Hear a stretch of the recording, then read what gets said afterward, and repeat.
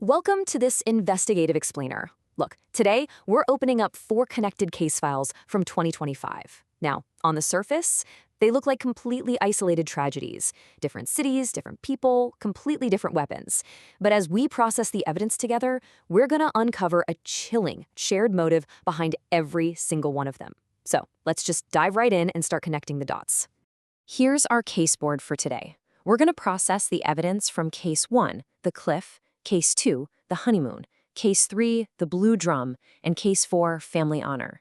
And then we'll step back to reveal the true motive tying this whole thing together.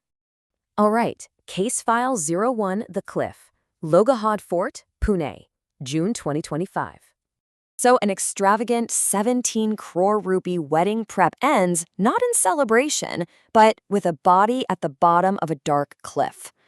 While reviewing the CCTV footage near where 26-year-old Keaton Agarwal fell, police spotted a really bizarre anomaly.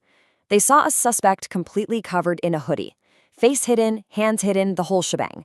But the temperature that day in Pune was a scorching 33 degrees Celsius. I mean, that detail alone tells us this wasn't just some unfortunate slip on the rocks. No, this was an ambush. Now, Keaton's fiancée, Sia, initially told police that he was startled by a snake while taking a selfie and just fell. But a closer look at the timeline reveals an incredibly cold, calculated escalation of murder plots. Sia, along with her secret lover, Chetan, had actually been plotting this for months. In March, they planned a staged accident. In May, they took a trip to the fort, but, well, they lost their nerve. June 4th, Plan C fails because Chetan unexpectedly decided to stay home. And finally, on June 18th, they executed Plan D, the fatal push. So as an investigator, the absolutely crucial point here is why? Why resort to a convoluted 4-part murder plot instead of, simply breaking off the engagement? Consider the devastating testimony from Keaton's father, who said they thought of her as a daughter and that they had trusted her family for 40 years. See, Saya felt that breaking the engagement will completely destroy her family's honor and their social standing. In her mind, the societal door to just walk away, it was locked tight, so she felt her only exit route was murder. Moving to our next file, Case File 02, The Honeymoon, Cherrapunji, Meghalaya, May 2025. Building on that exact same kind of desperation, a romantic honeymoon track to the famous Living Root Bridge turned into a highly coordinated digital crime scene.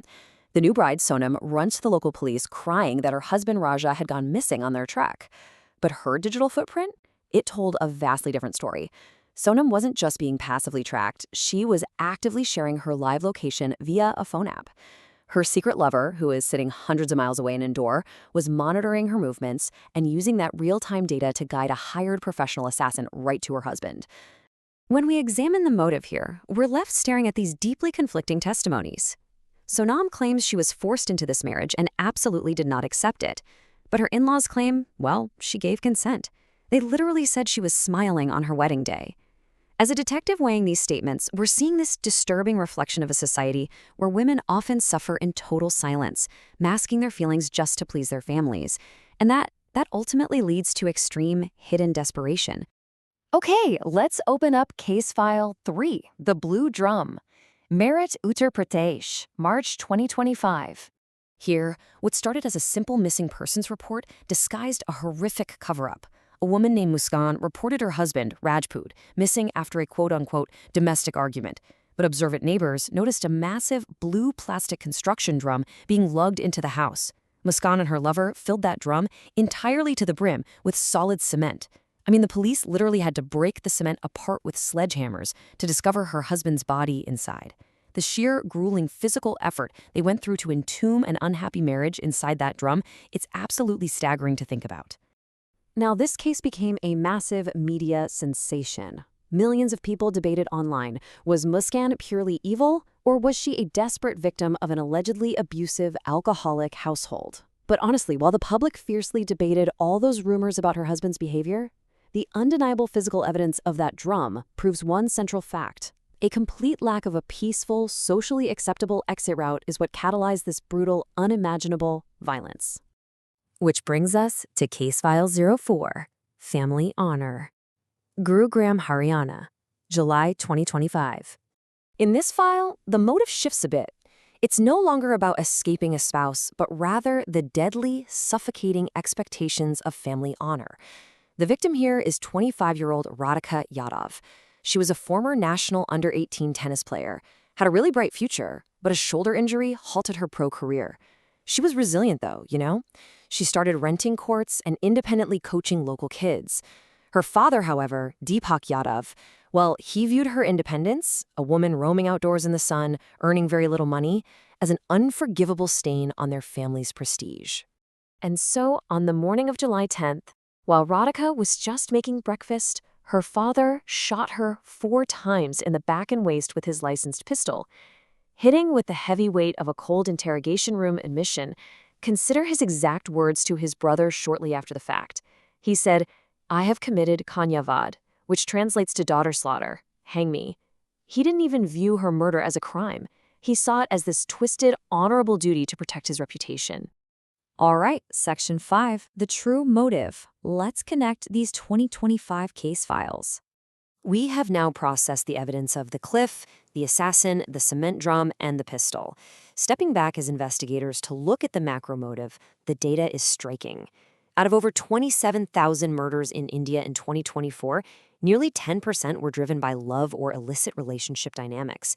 10%. That's a stark increase from just 7 or 8% a decade ago. So the numbers are going up. And the evidence demands that we ask a vital question. Why? We kind of have to pivot here from a purely criminal investigation to a sociological one. Why are thousands of people choosing horrific violence over a simple separation? The evidence points us to this inescapable conclusion: the societal trap. Basically, this is a condition where traditional norms, family honor, and the deep stigma against divorce eliminate all safe, acceptable avenues for ending unwanted relationships. When the normal paths to break an engagement or file for a divorce are blocked by overwhelming shame, individuals feel entirely cornered. And cornered people, they seek out horrific, violent exits. Like our source material grimly notes, blue drums are easily available. And you know, the collateral damage of this societal trap is immense. It's heartbreaking.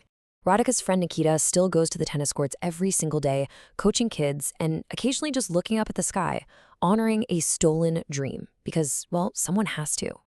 Whether it's Nikita mourning Radhika or the silenced truths of Sonam and Sia before their weddings, these case files leave us with a really heavy realization about the devastating cost of our rigid cultural norms.